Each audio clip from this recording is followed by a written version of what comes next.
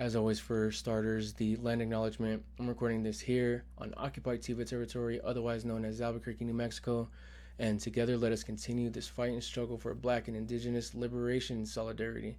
You already know what it is, your boy Zachariah Jazz, and this here is controversial. So I have a few things I want to talk to you about today. One more controversial than maybe the other. One maybe not so much, but I don't know. That's for y'all to decide and for me to find out and talk about. So first, I want to get started with an action that's taking place on the 11th. It is an anti-abortion march for life, something or the other. It's going to host some key speakers. One by the name of Abby Johnson. She is a former Planned Parenthood director, CEO of Fidelity, something like that. Fidelity Investments, something like that. They own some BlackRock and some other investments like that. I'm not really sure. And so yeah, she's former Planned Parenthood anti-abortionist. Alex Schottenberg, he's Euthanasia Prevention Coalition founder and CEO. You have Elisa Martinez, New Mexico Alliance for Life. Paula Gonzalez, the CareNet of Albuquerque. Dominique Davis, Project Defending Life. We have Mike Seibel, Abortion on Trial.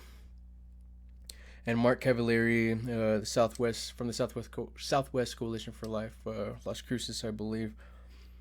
They are taking place, or that's taking place on Tuesday, the 11th. Abby Johnson herself actually, she spoke at the RNC, and she was actually present during the January 6th attempted coup and insurrection. Let's see here. I have some tweets that have since been deleted. I have some screenshots of that. I'm going to show you that I found an article wrote on a website called see if I can pull it up. Oh no, this is I'm looking at a screenshot, that's right.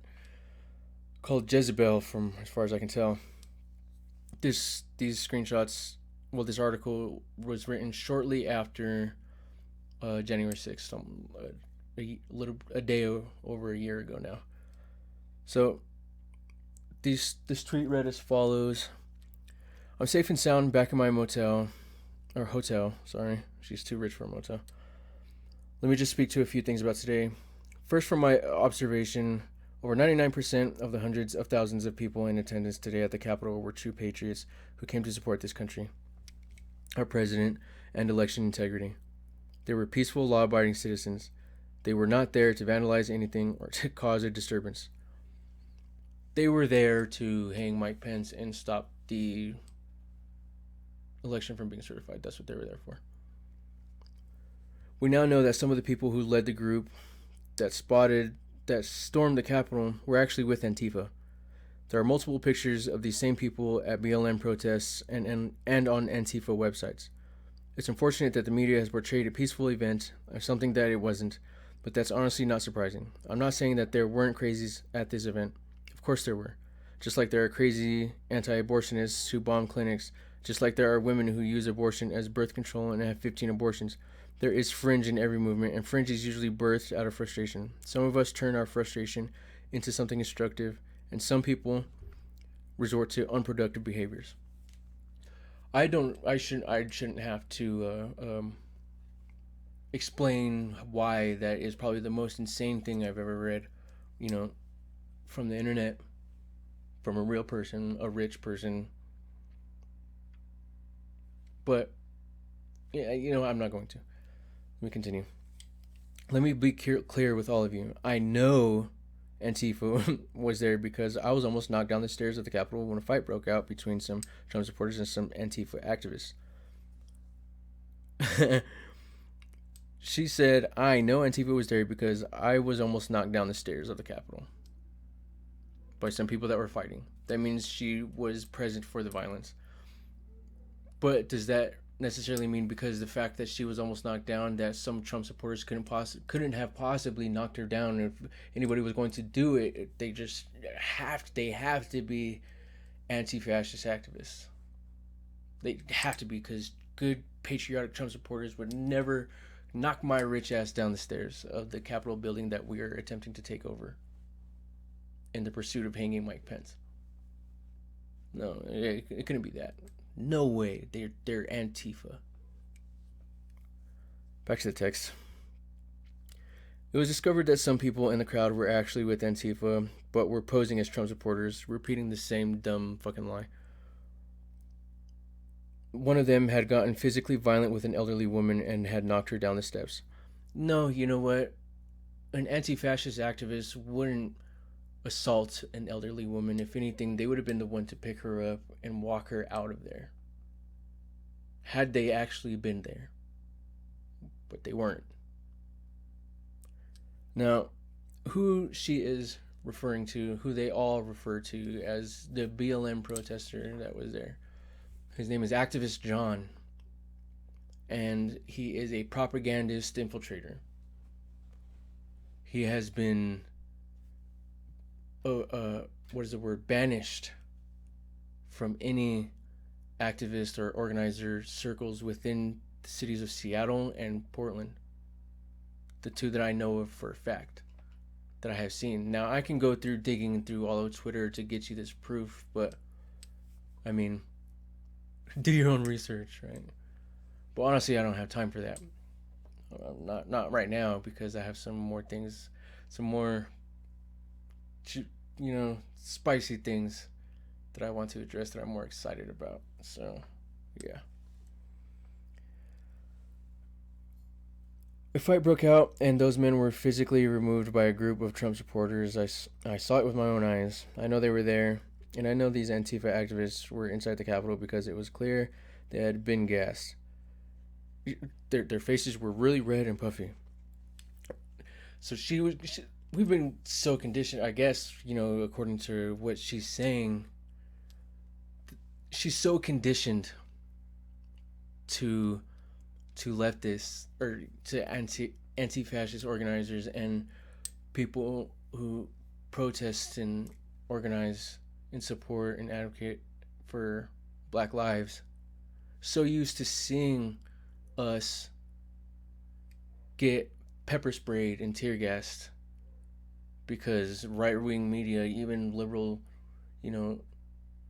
Democrat media, it's all they were showing for a year in the news was us getting our shit kicked in.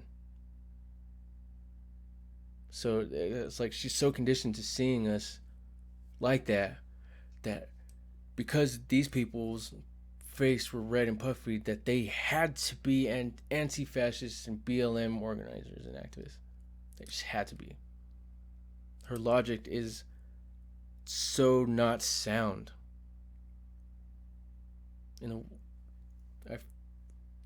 I mean, I'm lost for words almost. But anyway, I'm not gonna get to the rest. I would never wish to put anybody in harm's way or ask that you do so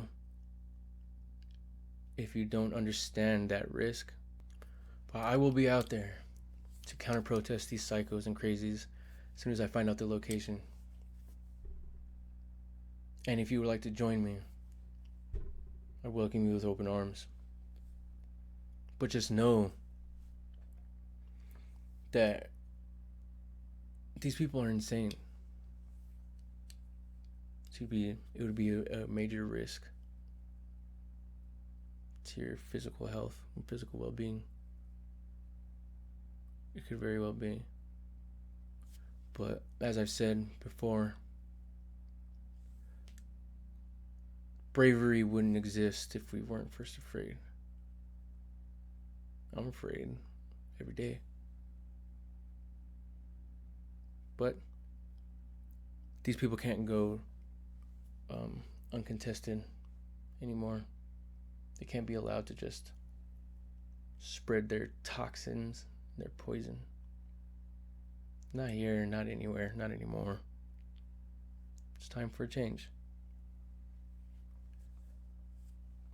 So, I didn't do too much research on the other speakers. Alex Schottenberg, I couldn't really find anything on him.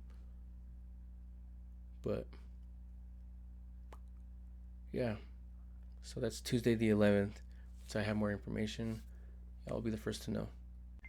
So on to my next topic of discussion. In recent reporting from KRQE, they have a 6-part series on the rising crime rates in Albuquerque.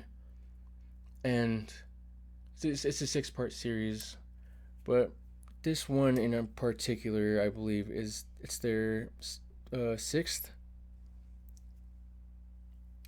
It's their 6th installment of this 6-part series.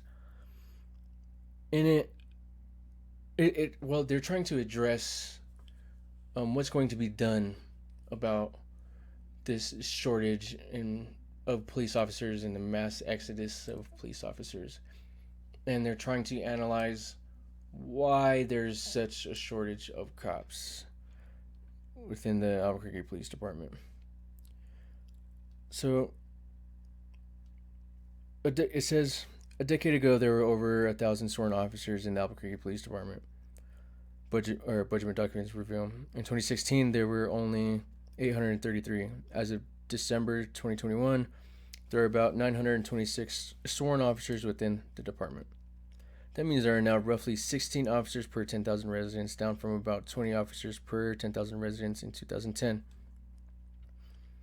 There are several reasons why staff numbers have fallen in the last decade. APD Chief Harold Medina told KRQE News 13 in a recent interview on the New Mexico News podcast. Policing is a challenging career, he says, and it's only gotten tougher in recent years, particularly because of public criticism. They are blaming us for the reason why there are less cops on the streets. They're blaming us for being mad at them for killing people and being violent and not what is the word I'm looking for? Complying with these mandated reforms by the Justice Department. They're mad at us for being mad at them for this. They're mad at the victims of hundreds and hundreds and hundreds of years of police and state violence and violence at the hands of white supremacy. They're blaming us for why there's less amount of cops on the streets. That's what he just fucking said. If this doesn't piss you off, I'll be mad for you. He said, I remember at one point during mid-2020 going to a briefing of our ERT emergency response team as we were preparing for another protest, and I literally asked officers, how many of you are in trouble at home because we're at work again? Medina recalls. I raised my hand, and as soon as I did, half the room raised their hand. I was like, we'll get through this together. So he don't give a shit about how we feel, really, honestly. He don't give not one single shit. And we know what other people like Sean Willoughby says about the drop and exodus of police officers. You know, he still thinks it's the Justice Department themselves and the reforms that they're not following anyway, or they're not complying with anyway, right? That's what he blames. It's just all propaganda. No. Chief Medina, Harry Medina, he don't give a shit.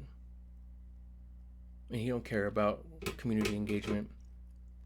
He don't care about making the department better. He don't care about any of that. Matter of fact, he cares so little about our movement and about our struggle, that he even uses black people against us. And to that point, I'm about to do something that I didn't want to do. I didn't want to do again. I didn't want to have to talk about these people again because they become irrelevant in my content, in my work, in my passion, in what I do. They become significantly irrelevant. I actually just defended one of them, as much as I don't like him, the other day. But since Dumbass Torrance had something to say the other day on Facebook, I feel it's time to dismantle their public persona in the best possible way that I have developed since I first started criticizing everything that they do. I did it once before, not like I'm about to do right now, and I received a lot of flack for it. I was accused of calling the cops or trying to get the cops on black people, you know, knowing what cops do to black people on a daily. I was accused of that, essentially of calling the cops on them. That's not what I did. It's not what I'm doing now. Because after I received flack for it, these very same people that I put on blast showed us again who they really are. Well, for a lot of people for the first time, but for me, again, who they really are.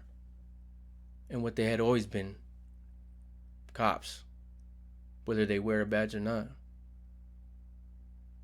And I'm about to show you why that is in the best possible way that I can.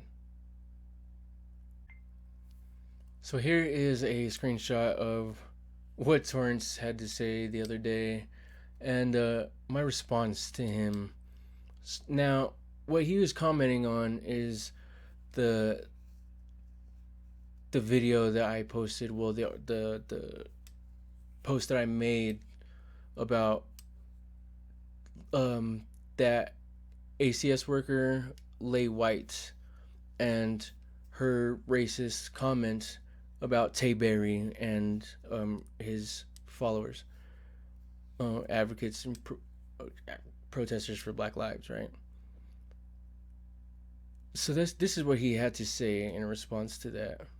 Now, what he's referring to, well, what that picture is of that she commented on was a protest from July last year. Now, when I got confused or accused of allegedly calling the cops on Tay, that happened back in April of last year. When I received all that flack for, putting Tay on blast. I mean, we all know he wasn't gonna get in trouble anyway, but that's whatever. Beside the point.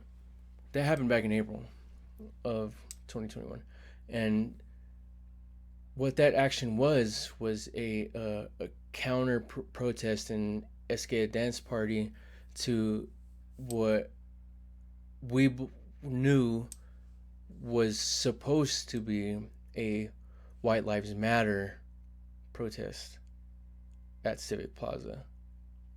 Well, across the street from Civic Plaza, because of course they'd want to take their guns, right? Now, only one person showed up, and I believe his name was Dante. And everything was peaceful. Well, not initially, right? Because, I mean, all of us, we were there for what we knew was supposed to be a White Lives Matter protest, and local Proud Boys were supposed to be in attendance. That's who was originally organizing it. It was all over Telegram. But none of them showed up. Now, I helped organize that action, along with some other organizers who I shall not name for their own personal reasons and requests for discretion. I was I was one of the organizers. Now, Tay and Torrance and Arthur Bell, otherwise the Black in Mexico movement, they had requested to be a part of it, and we denied. We said, "Fuck no, you're a liability," because most of us, we know what Tay specifically is capable of. We know how violent he can get because he got violent that day deliberately, and he did it in a ski mask. Now, let's question that real quick. Who wears a ski mask to a protest? One, to be easily identifiable in the most obnoxious and loud way as possible.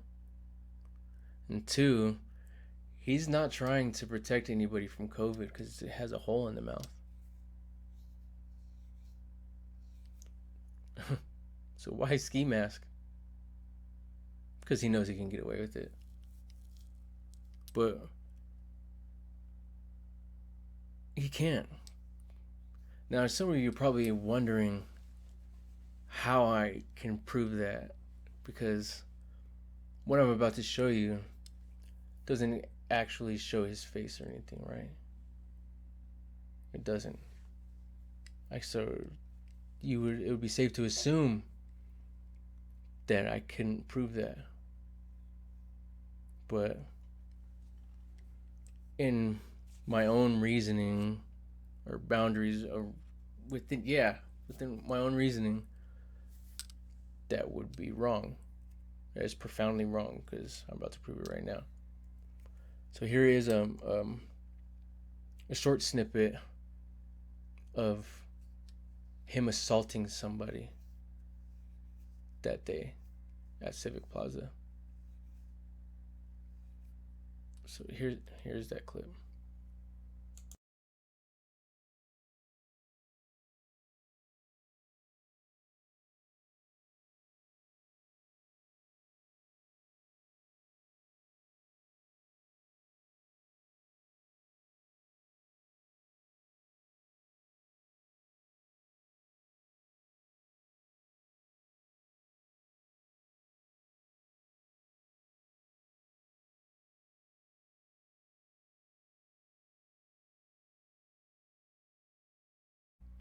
Now, here's another clip, of him approaching that man Dante, I believe his name was, the man who had the guns and the 3%er patch that nobody saw or likes to talk about. You can see him interacting with him, and let me remind you and point out, and I'll show you some screenshots, that it was calm, because as I was saying before, we had anticipated Proud Boys to be there. That wasn't the case. But when you see people that are, when you have people that are already fired up expecting some Proud Boys to be there, of course they're gonna react to the one dude who does show up with guns in a mildly aggressive way, which happened. It did. But then it wasn't so aggressive anymore. Then everybody was standing side by side, and civil discourse prevailed. It was calm. It was chill as a fucking cucumber. And then I saw Tay Berry show up, and immediately I put it out in the OTG. B&MM's on the ground. Because I knew. Because just like I had told the former leader of the Wall of Vets, when they came to us organizers and with the request that BNMB, BNMM, whatever, be included. It's their liability. Because I knew it. So as soon as they made contact with the men, with Dante, the man with the guns, at that very moment is when all the cops with their riot shields came storming out of the convention center and formed that line between this man and all the protesters. And there was Tay speaking with him cordially, or I don't know what the hell he was saying. Then after that is when he attacked that man in that clip that I just showed you. Now, again, you're probably wondering how I can prove that. Look at this screenshot. What is he wearing? Not only his ski mask, but look at his shirt. I circled it here. BNMM. Now, probably saying, oh, whatever, da da da da. Anybody can have that shirt. But whose head is that big?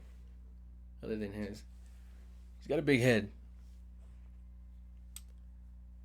And here's some more proof. And it's kind of, I feel like it's irrefutable. But here's another clip of an action that they held in 2020. It was their first, well, Tay's first as BNMM, well, and Torrance, I guess. When they got, well, when Tay and Frankie Grady got arrested at Civic Plaza for having their pistol, which a source told me that they had informed Tay and Frankie that they weren't allowed to be on Civic Plaza grounds with their pistols, yet they did it anyway because, of course, they're going to get arrested, right? They're black. Of course they're going to get arrested over some white people who had just did it the day or two before that. So, of course, they're going to get arrested, right? They're black. But, oh, I have a great idea. We're cops, dude. We're not going to do time. And we're not only cops, but we're black. We can use this. We can use this and take that Black Lives Matter group that we created already and just rename it something else. You know, we could just rebrand it and create our own thing. Because we're black. We can do that. We can use that to sway public opinion to police reform. Let's do that. That sounds like a fabulous idea. Frankie being the little follower that he was, went along with it.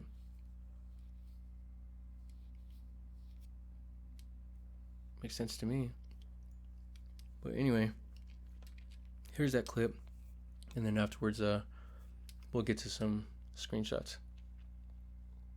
Poses a larger question. Why were two African Americans expressing our same Second Amendment rights? Why were we arrested, but that other group, we're not? The Black New Mexico movement called it discrimination after a group of white protesters with guns the week before were never arrested. For us, this really is a part of a new way going forward for law enforcement. But now he's back on that stage, sitting behind the chief of police and the mayor. It fundamentally is about building trust and personal connection and being able to understand and share each other's lived experience. That's the goal for the new APD Ambassador Program, a designated officer to bridge the gap for specific groups. There's an officer for refugees, Hispanics, Asians, veterans, LGBTQ+, and the African American community. So I feel like if I can put that aside and have a conversation, I feel like the people in the community can do the same and put their differences aside. Will this build trust? It's cautious optimism. I mean, everything so far sounds good, looks good, and it's happening. At this point, like, it's the first step. So we'll see what happens next. We'll see what happens in the future. But it's good to see the city, APD working together, looking for a solution, and at least trying. Another new program meant to bring police and people together. Ryan Laughlin, KOB4.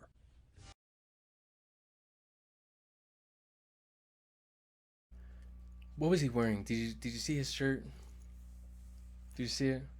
You see the size of his big ass head? That was undeniably. Undeniably Tay Berry who assaulted that guy in that ski mask. Undeniably. I don't care who you are. It's undeniable. But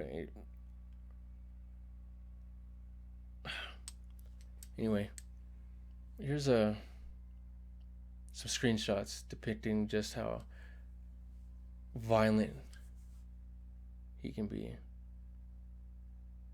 and his intentions in exposing his agenda. Because, he clearly advocates for it, despite these screenshots here that I'm going to show you instead of what BNMM stands for.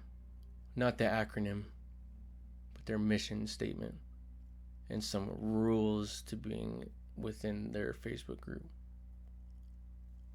They claim to be about peace and love and all this nonsense, right? But I call bullshit. So this reads as follows. It's their mission statement. BNMM is committed to peacefully organizing community through local events in New Mexico that embody unity and speak up against the oppressive police violence against our black and brown brothers and sisters. And in order to ensure events are maintained in this spirit, any and all participants must not attend armed in any way. We live in volatile times, and it is of the utmost importance that our attendees do not participate or perpetuate the violence we see day in and day out all over the United States. Any attendees arriving with weapons will be asked to leave. BNMM strives for peace. This means that our participants must also attend only if they are confident and comfortable ignoring agitators and counter-protesters. We expect others to try and silence us. That is why we take to the streets. We cannot, however, allow oppositional forces to provoke confrontation. Thus, violence on our side will not be permitted. While BNMM's events may celebrate our community and protest police brutality, we also ask that any participants do not arrive intoxicated, nor engage the consumption of alcohol or recreational marijuana while attending an event. Anyone using marijuana for medicinal purposes are just asked to do so discreetly. At no time do we wish for anyone to drive while intoxicated intoxicated to or from any of our functions. We get that everyone is on edge right now. We are too. That is why we have worked to build relationships with other groups whose purposes are to provide barriers and additional eyes to ensure our gatherings are done so with a coordinated community effort. We do not have a private security team or a militia among our ranks, as we are not those things. We are the people that live, work, raise our families, and build our lives in New Mexico. Each event is planned to the best of our ability to consider the safety of others. We know that they prolifically rejected outside help if they themselves didn't have a hand in organizing any such organization. And they are obnoxious liars and hypocrites. It's controversial. So here's some rules to being in their little BNMM Facebook group. 1 is no hate speech or bullying. 2, BNMM does not condone violence. There's no weapons. Respect everyone's privacy. No targeting. No political feuds. No misinformation propaganda. No white guilt. That's probably the one that I do agree with. So before the Rio Rancho protest that Tay very haphazardly had people follow him to, these people who he put in harm's way. Before that, I took it upon myself to do everything I could to thwart any kind of counter protest. And I did the best that I could. I had uncomfortable conversations with people. I said some things that I definitely didn't mean, but with the best of intentions. Because these people were saying some crazy shit. Because they're crazy. We all know that. Here's some screenshots of what they were saying on Twitter. Get your neighborhood vigilante groups together. Let's stop them from coming up the hill. We are strong together. Locked and loaded. 2A. Take your guns with you, and if they start shooting, shoot to kill. Less hassle if they are dead. If you kill them, the law will let you go. If you wound them, you will go to jail. If I say we block off the hill in 528 North, just close the entrances to the city. I won't allow it. This has been my home for 30 years. No one is coming to burn my city. Or let me put it this way. I am prepared to protect my city from garbage. That's what some of these people were saying. And I did everything I could to prevent that. Here's a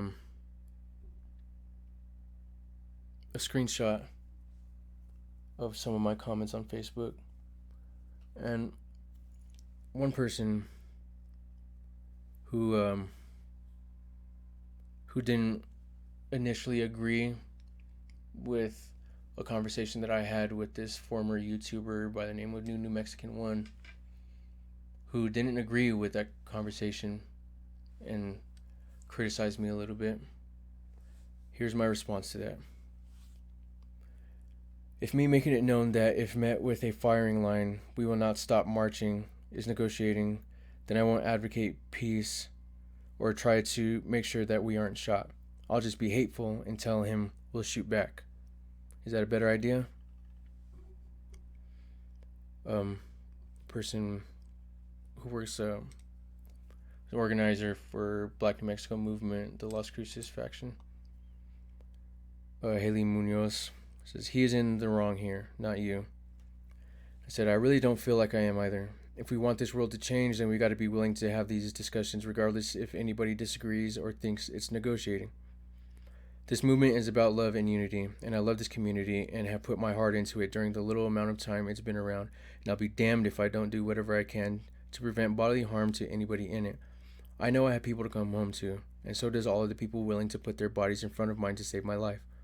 Whether or not, if anybody takes this dude or those other people with ABQ United seriously or not, don't matter. It's not a chance I'm willing to take, because these motherfuckers are unpredictable and will be quick to radicalize with lethal force, and Portland and Kenosha are testimony of that. So, that was me advocating for, trying to protect followers of the Black New Mexico movement. That was real. And because I cared about that movement. Because I felt I was out there with my people. Every time we went out, hit the streets for a march, I felt the solidarity and I believed in it. Despite the red flags that I had seen. Despite me seeing and watching Tay Berry run down the street to go antagonize the New Mexico Civil Guard at Filling Phillies. Despite that, I believed in him. Look, here's a screenshot of me standing with him in front of the cops. Unafraid and undeterred. Because I believed in it. I referred to him as my brother. But then I saw this. ABQ United, that neo-fascist, Nazi, and racist. Screenshot of his inbox. Of Tay Berry antagonizing.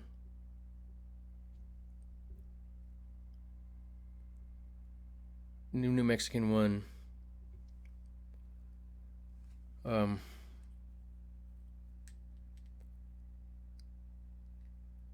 Shared a screenshot of some of Tay's rhetoric.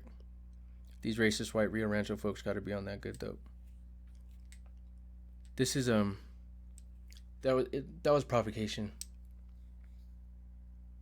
After seeing what these psychos said on Twitter, he didn't try to stop it. He didn't try to talk those psychos down. He didn't try to protect his people. No, what he did was led his people directly into that kill box where Couey Griffin and the Writers for Trump boxed them in. I watched it happen.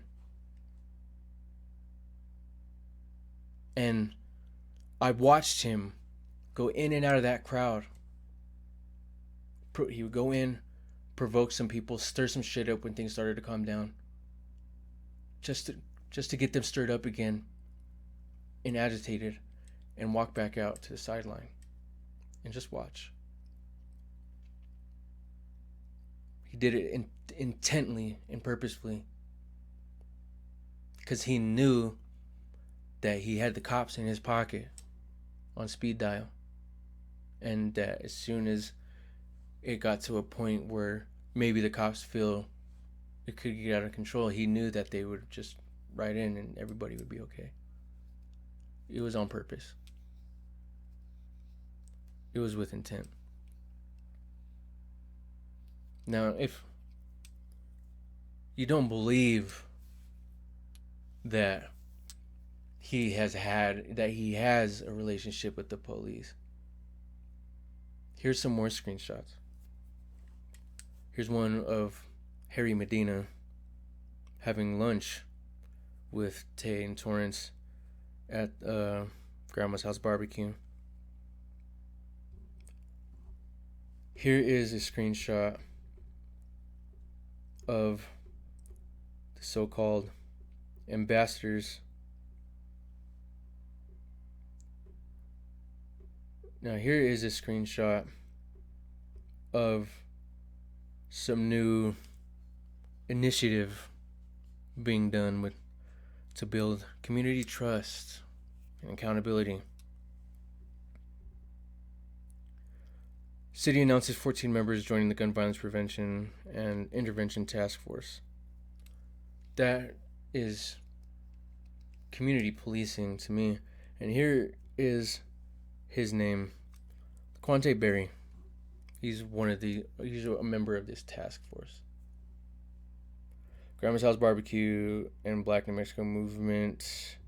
LaQuante Berry is a 33-year-old African-American male who is the founder of the Black New Mexico Movement and owner of Grandma's House Barbecue. LaQuante has been fighting for change throughout New Mexico since 2019. LaQuante wants to see change within the city to benefit our youth. LaQuante also coaches youth sports, so he always tries to be a father figure to the youth in the community. Here's some screenshots of him threatening my wife.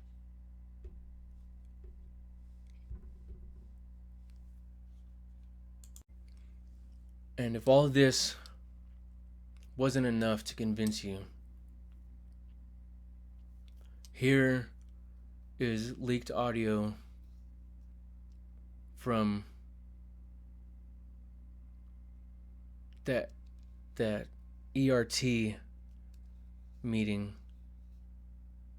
that Harry Medina was talking about in that piece of the article that I showed y'all earlier. This person wasn't a Proud Boy. Everybody started to say that person is being coddled and escorted out and protected by the police department. What did we start to do also? I straight up let every protest person that we work with know we're taking them out of the picture, we're detaining them, we're citing them. We had the charges. I know ground level decisions were made by supervision there, and we respect it. But in the end, did you know that the CP was never notified? Roger, did anybody tell you that this person was cut, never cited, and that they weren't even ID'd? No, I was not notified. Brian? No. It put us in a jam. And the plan we had, which ended up working flawlessly, the group didn't try, they tried the doors a little bit. The crowd went away, they got in a fight with themselves. We had fuel on a fire like any other time that we've had to use force, and it went away. Roger, who gave us advice on where to pull back officers? Where to pull back officers? Yeah, when we had our bike officers, we were bringing... The groups that we were working with, some of the groups that were out there, some of the organizers, they were indicating, hey, this is what's making the crowd get upset. You have a group, you have some marked officers. I think it was to Harris and 3rd. We pulled them back, and within about 5 minutes, the crowd calmed down. And then what did they text us? We'll be done in 20 minutes and gone. And 20 minutes later, it was done and gone. I apologize that during the heat of all these incidents, we can't have these conversations and we don't have the time to explain everything that's going on and all the parts that are moving. Every ER team is inside of a room in a basement or in a back room. We have live feed and people on the ground at every single protest. And we know exactly what people are saying, what people are doing. We knew everything that was being said. We'll survive. I think we're letting down fellow officers. And like I said, I'm not here, everybody quit, that's fine. So I'm not calling for his arrest. I'm not calling for justice. I'm destroying who he is publicly. I'm destroying who Torrance is publicly. Because I'm sick of him. And this didn't have to happen.